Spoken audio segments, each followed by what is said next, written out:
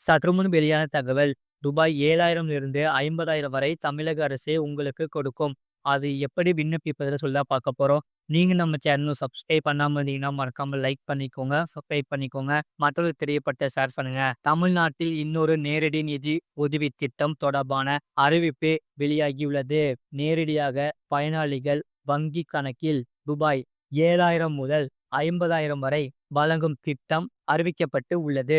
பட்ஜெட்டில் அறிவிக்கப்பட்ட இந்த திட்டம் தொடர்பான இங்கே பார்க்கலாம். இந்த திட்டத்தின்படி தேர்வு செய்யப்பட்ட 1000 மாணவர்களுக்கு மாதம் ரூபாய் 7,000 நிதி வழங்கப்படும் என்று அறிவிக்கப்பட்டு உள்ளது.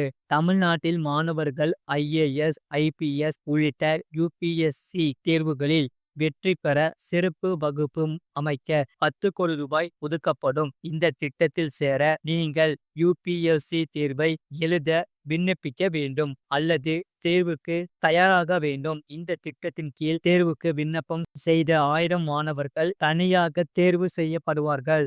முழுவெளி லிங்க் கீழே இருக்கு. அதை கிளிக் பண்ணி பாருங்க.